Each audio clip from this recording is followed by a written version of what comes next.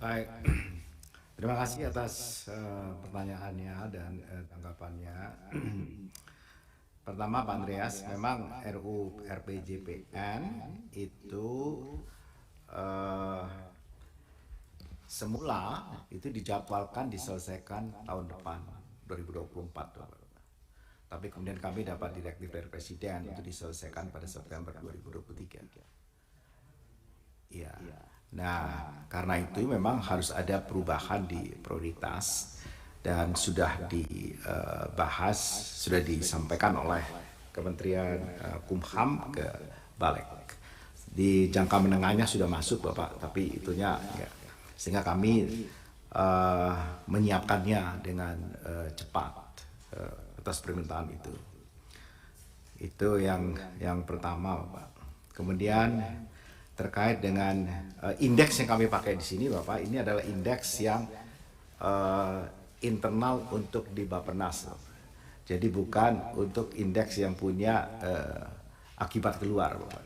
Kalau indeks yang keluar misalnya ya terkait dengan kemiskinan dan seterusnya, tentu sifatnya berbeda. Itu masuk di dalam indeks kesejahteraan.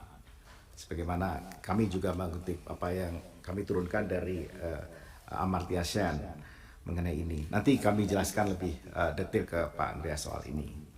Kemudian untuk Pak Agun mengenai integrasi Krishna Sakti dan kebijakan dan proses prosedur DAP. Ya, saya hormati sekali Bapak mengenai ini, dan ini terkait juga dengan apa yang disampaikan oleh Pak Dolvi mengenai alokasi yang 2% itu.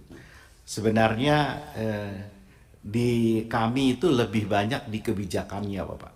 Jadi kami itu hanya di kebijakannya. Tapi alokasinya, numeriknya, nominalnya itu tidak ada di kami. Tidak di Bappenas.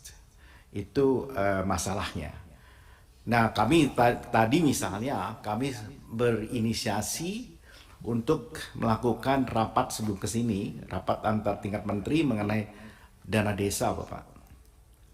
Karena itu permintaan dari Banggar, dipimpin oleh Bappenas, dan kami kemudian menjelaskan dan meminta kepada KL-KL sebagaimana yang diminta oleh DPR terkait dengan dana desa itu. Berapa besar sih persentase yang pantas di earmark dan di non earmark? Dan saya mengatakan itu seharusnya tidak perlu disamaratakan, karena ada daerah yang memang perlu di earmark, ada yang tidak perlu di earmark, disesuaikan dengan keadaannya, kondisinya, dan target-target nasional. Satu. Yang kedua, kami juga sampaikan misalnya desa juga jangan terlalu dibebani. Programnya begitu punya banyak, 10 sampai 12 program, itu mereka merasakan apa dan apa yang dilakukan. Karena tadi itu kemudian kami arahkan kalau bisa 3, 4, mungkin maksimum 5 program itu sudah cukup, jauh lebih cukup. Tapi kalau sudah sampai program, tadi kami dengarkan dari salah satu kementerian, itu juga kementerian desa, begitu punya banyak, saya bilang desa mau ngapain kalau udah kayak begitu. Ya, nah, akibatnya program seperti stunting dan seterusnya. Dan kalau ada daerah yang tidak perlu TB, kenapa harus dipaksa TB? Oh, ini KL yang lain Pak yang minta. Ya jangan, gitu. Kalau di sana memang tidak ada TB, kami ceritakan mengenai TB misalnya, paling banyak di Pulau Jawa dan sebagian sedikit di timur, dan di Pulau Jawa paling banyak di Jawa Barat, dan di Jawa Barat paling banyak itu di Kota Bandung. Dan di Kota Bandung yang paling banyak di Kecamatan Balubur. Nah gitu. Jadi ada Bandung yang lain yang masih bersih dan seterusnya, Jawa Tengah dan Jawa Timur. Jadi nggak bisa digebiah uyah gitu, set begitu aja. Jadi mengenai ini itu contoh. Termasuk dalam integrasi Krishna Sakti, kami menginisiasi dari 2019 Pak Agun. Kami menginisiasi dari 2000. Saya pertama kali masuk Bappenas. Kemudian rapat pertama dengan Ibu Menteri Keuangan tahun 2020. Kami kemudian menandatangani itu tahun ini. Lalu itu hanya bisa berlaku di tahun 2024. Saya bertanya pada beliau, Dan di meja itu bersama Menteri Keuangan, ada Dirjen Anggaran, dan ada Deputi Pendanaan di kami. Saya tanyakan, berapa entry-nya nanti ini? Masih 11, terlalu banyak. Saya tanya sama Pak Schneider, berapa perlunya? 2. Bu Menteri tanya sama saya, Pak Arso berapa? 1. Jadi nggak bikin bingung gitu, Pak. Karena itu juga kebingungan itu membuat kerepotan. Ini sistem seperti ini kami coba gitu. Jadi belum juga berjalan, Pak, untuk menjadi 1 itu belum. Entry itu belum. Berapa entry sekarang? Masih 7 atau 11. Kan masih banyak, Pak. Jadi kami mengusulkan yang baik tapi belum dikerjakan juga ya di luar kemampuan kami. DAK juga demikian. Pak Ketua, saya interupsi sedikit untuk poin ini boleh? Ya kan? Ya, untuk poin ini satu saja Pak, saya mohon di Komisi 11 diberikan catatan. Saya usul ada pertemuan tersendiri Pak, antara Bappenas, Dirjen Anggaran, Dirjen Deputi Pendanaan, KPD, di soal bagaimana sebetulnya prosedur mekanisme hal formalnya, prosesnya, supaya itu ditandatangani, kalau perlu kita tahu Pak aturan main itu. Jadi kalau selama ini saya lihat masing-masing lempar bola, lempar bola. Saya udah 6 periode dilempar bola Pak. Ya. Terima kasih. Makasih Kang. Ya. Insya Allah nanti kita jadwalkan. Baik. Lanjut Pak. Jadi sekali lagi kami kan itu diminta untuk bukan menganggarkan, mengalokasikan, dan bentuknya adalah kebijakan. Jadi apa yang mesti dilakukan dan apa yang tidak perlu dilakukan. Jadi itu problem di kami. Seperti tadi saya ingin sampaikan, maaf dari gambarnya Pak siapa? Jadi postur misalnya KL itu yang ada di kami 1.000,8 triliun. Belanja operasional 319,2 triliun. Jadi di gambarnya yang terhormat Pak Dolphy tadi yang ketua. Non operasionalnya 681,6 triliun. Prioritasnya itu hanya 412,5. Yang disebut prioritas itu yang masuk di dalam kerangka RKP. Non prioritasnya 269,0. Kenapa itu bisa terjadi? Ya karena ada trilateral itu, dan kami tidak kuasa untuk lebih dari itu. Ini kami sampaikan. Itu saya perbaiki mengenai yang saya sampaikan. Sebenarnya kami usulkan 56%, tapi yang terjadi turun lagi menjadi 40. Ya sudahlah. Kemudian Pak Gus, oh boleh pakai Pak Gus. Ya mengenai manajemen risiko pembangunan nasional itu penting. Kami mengenalkan JRC memang setelah COVID. Di COVID, kami bikin prakarsa, perpresnya baru keluar tahun ini, Bang. Gitu. Jadi waktu saya di Bappenas, saya bertanya bagaimana mengukur satu proyek misalnya yang revenue based itu tingkat risikonya seperti apa. Kalau di swasta, maaf saya bilang, kalau di swasta itu ada namanya GRC. Terus gimana? Kami kemudian Bappenas itu mengadakan pelatihan sendiri internal kami untuk latihan manajemen risiko GRC sebagaimana yang dikenal luas. Dan kemudian kami menunggu terus supaya inisiatif itu diterima, dan akhirnya diterima oleh Presiden. Kemudian keluarlah Perpres itu tahun ini. Baru ini bulan ini. Tanggal 16. Jadi diinisiasi sudah cukup lama, kami nyusunnya, dan kami juga menyiapkan diri. Karena misalnya major project itu banyak sekali, major project yang juga kami ingin lihat risikonya. Misalnya soal tadi ini katakan bangun bendungan, ada irigasi primer, tapi tidak nyambung sekunder dan tersiernya. Siapa yang harus bertanggung jawab? Gitu. Kan luar biasa, kita bangun dan triliunan gitu kita buang di sana. Nah, cara ngukurnya gimana? Kami kan nggak bisa langsung nuduh begitu, Pak. Jadi kami coba dengan instrumen yang bisa dipertanggungjawabkan. Ya apa boleh buat kalau kami baru dapatnya sekarang. Tapi kami coba untuk 2024. Ini memang harus ada sistem yang dibangun sedemikian rupa. Jadi harus masuk di sana untuk dimonitor. Pertama governance-nya benar, resikonya bisa dihitung, kemudian dia comply. Nah ini yang kita kenalkan di situ.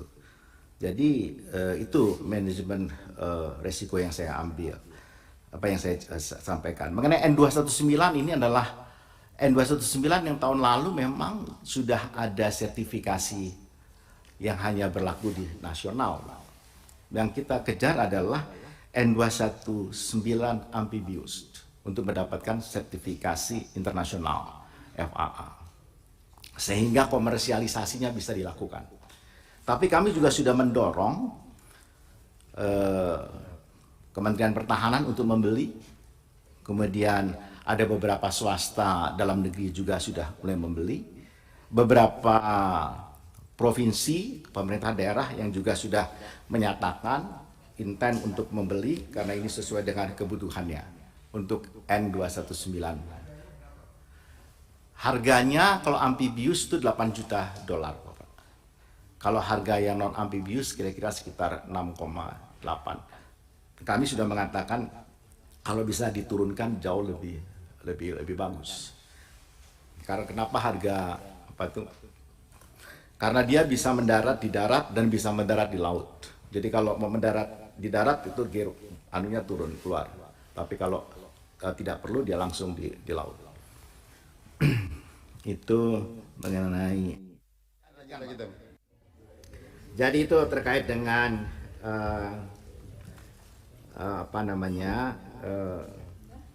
mengawal sasaran mulai tahap perencanaan memang itu, Pak. Jadi kita perlu instrumen seperti itu. Kemudian untuk Ibu Siti dari fraksi Demokrat mengenai implementasi ekonomi hijau dan rendah karbon,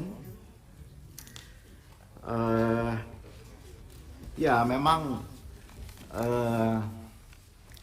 beberapa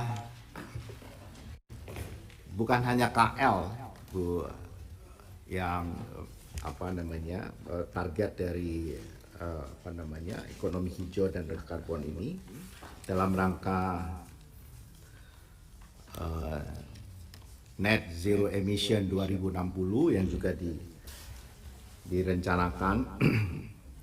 Kami juga sedang mendiskusikan mengenai istilahnya itu sendiri, mengenai net zero emission dan zero emission. Jadi KL, selain KLHK ada KKP, ada juga Kementerian ESDM, ada Kementerian Pertanian, kemudian Kementerian Industri, ya, bahkan Kementerian Pariwisata, yang juga dalam kaitannya dengan ekonomi hijau dan rendah karbon. Yang masing-masing dari komitmennya ini nanti bisa kami uraikan secara tertulis, saya kira lebih. Demikian juga dengan food estate. Posisi kami adalah posisi hanya sampai pada penyusunan master plan sesuai dengan direktif Presiden, dan itu awalnya adalah yang di Kalimantan Tengah dan di Sumatera Utara. Mengenai ekosistem kedirgantaraan, saya kira nanti bisa kami berikan yang lebih lengkap, ya. Kami punya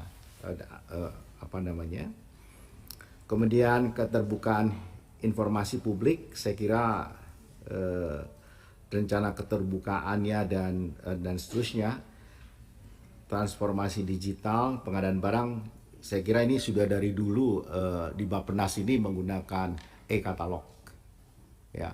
Dan kamilah yang mengedepankan dan memulai soal e-katalog ini dalam pengadaan barang dan jasa. LKPP itu adalah di bawah supervisi Bappenas, dan LKPP itu awalnya kami targetkan untuk bisa menjadi marketplace untuk barang dan jasa yang dibiayai oleh APBN, dan kalau sampai dengan e-katalog di daerah itu yang dibelanjai oleh APBD. Jadi itu juga yang digunakan oleh kami. Mengenai BMN apa saja nanti saya kira secara tertulis bisa kami sampaikan. Dari Pak Junaidi di PKS mengenai nanti kami sampaikan penjelasan soal Expo Osaka. Mengenai pinjaman tadi juga sudah ada beberapa yang bertanya mengenai PHLN. Yang baru ini ada National Urban Food Resilience Project, Flood Management and Coastal Protection in North Java, kemudian Strengthening Apparatus Management and Development, kemudian itu kalau hibah ada Ocean for Prosperity Project, Lautra, kemudian ISLMA, ini juga di Kementerian KKP. Kami ini hanya mendapatkan sedikit, kalau dilihat angkanya itu kecil semua, ya. Dan ini ada di KL, di kementerian yang lain, termasuk National Urban Flood Resilience Project itu ada di PUPera, Flood Management and Coastal Protection in North Java itu juga ada di di PUPera dan seterusnya. Jadi kami ada alokasi di situ untuk memonitor, kemudian mereview, mengevaluasi sebagai counterpart yang dipakai oleh penyandang dana, ya, untuk melihat mengenai perkembangan proyek itu. Jadi memang yang sementara yang lain sebagian besar adalah baik yang dimulai dari 2014 dan 2017. Strategic Irrigation Modernization and Urgent Rehabilitation Project itu dimulai tahun lalu, itu juga ada di di Kementerian PUPera. Berikutnya adalah dari Ibu Watiah, terima kasih. Terima kasih Ibu mengenai perencana, karena kami dengan perkembangannya, kami kalau bisa perencananya itu 100 mesti perencana orangnya. Kemudian mengenai tambahan anggaran, terima kasih atas dukungannya. Tapi kami sekali lagi untuk tambahan anggaran ini silakan dipertimbangkan, terutama dalam rangka membangun untuk yang terakhir terkait dengan manajemen resiko. Tadi juga menanyakan mengenai soal Satu Data Indonesia.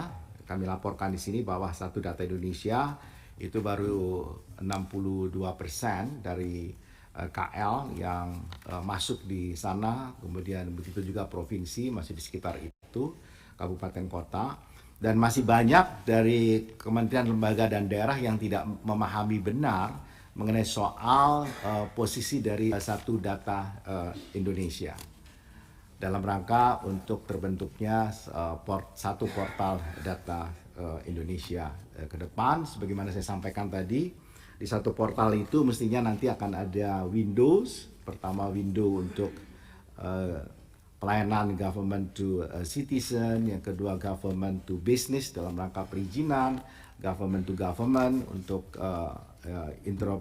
interoperability, kemudian government to employ untuk para ASN atau para pekerja di pemerintahan. Dan kegiatan-kegiatan yang terkait di Komisi 11 yang memang Pak Ketua memang itu saya setuju, komunikasi itu diintensifkan antara Bappenas terutama dalam hal kebijakan DAK. Saya setuju tadi ada undangan untuk membicarakan ini secara khusus. Dan terkait dengan lokpri itu, karena memang ada target misalnya gini, soal destinasi pariwisata prioritas. Ya memang kalau ada destinasi pariwisata prioritas, dengan automatically 10 itu yang lebih diutamakan. Tapi memang kadang-kala kami minta kepada KL yang bersangkutan juga untuk memberikan sebatas yang mereka usulkan sendiri. Kemudian sekali lagi dalam rangka yang diusulkan melalui DPR, ya, yang difasilitasi oleh DPR, lokpri-lokprinya ini demikian terbatas. Saya kira karena alokasinya juga yang sangat amat terbatas yang diberikan kepada melalui Bappenas, dan ini juga pembahasan di Badan Anggaran mengenai dana alokasi khusus ini. Saya kira perlu dibahas lebih detail mengenai dana alokasi khusus itu seperti ini mungkin Pak Dolfi. Pertama, KL-KL itu memang harus dengan tegas gitu mengalokasikan, menyisihkan anggarannya itu berapa yang dimasukkan ke dalam dana alokasi khusus. Itu harus, Pak. Karena selama ini juga mereka dan itu untuk apa?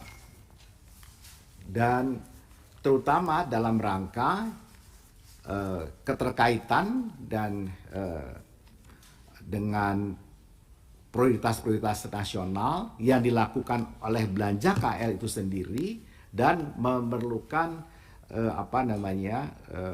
dukungan DAK di daerah. Contoh, Pak, yang paling gampang kalau kita membangun jalan nasional. Waktu kita bangun jalan nasional di satu ruas, misalnya, saya kasih contoh saja, ini jadi contoh saja. Kemudian ada jalan nasional yang sejajar, kemudian membutuhkan jalan yang untuk pendukungnya. Di antara jalan itu, posisinya apakah jalan provinsi atau jalan kabupaten kota. Nah, kalau jalan kabupaten kota, maka semestinya ada DAK khusus di daerah itu, di ruas jalan itu, yang dialokasikan oleh PUPera misalnya. Dan kemudian dari peta itu, maka PUPera akan mengalokasikan DAK untuk jalan itu sedemikian rupa. Itulah sebenarnya gagasan kenapa munculnya Inpres. Karena tidak nyambungnya itu. Nah, sementara DAK yang disediakan itu hampir-hampir, ya maaf Pak, itu nggak bisa Pak. Satu DAK itu nggak bisa menyelesaikan satu jalan. Ketika satu ruas jalan itu akan diselesaikan, misalnya 3 km hanya bisa 1 km. Tahun depan 1 km, tahun depan lagi 1 km. Belum disambung sudah rusak yang 1 km. Itu kami sudah sampaikan, sudah kami diskusikan. Jadi yang pertama memang dana alokasi khusus itu semua KL itu harus menyisihkan dengan tegas dulu. Ketika setelah pagu indikatifnya muncul, berapa DAK-nya yang mau Nah, tugas untuk mensinkronisasikan hal ini tugas siapa, Pak? Itu seharusnya di trilateral, Bapak. Setelah itu ada antara Kementerian Keuangan sebagai bendahara negara, dan kemudian kami dan KL, Pak. Demikian juga misalnya di sektor lain, pertanian, perhubungan. Karena kalau tidak, Pak, kami juga tidak tahu berapa sebenarnya itu. Nanti di ujung baru kami tahu, oh angkanya cuma sekian DAK ya. Misalnya kalau 165 ya tahun 2024. Itu kan banyak sekali dan banyak disebarkan menjadi tidak efektif. Kami misalnya Bapak pernah mengusulkan DAK itu sedemikian rupa. Pertama misalnya untuk DAK fisik itu dipecah barat timur supaya gelondongannya itu dirasakan dengan baik. Jadi kalau tahun ini dapat barat, tahun depan baru timur dapat. Karena jalan-jalan juga misalnya di Jawa, kami sudah sampaikan di Jawa, sekali lagi di Jawa, ruas utara dan selatan itu nyambung, tapi antar utara dan selatannya itu banyak yang tidak nyambung dengan baik.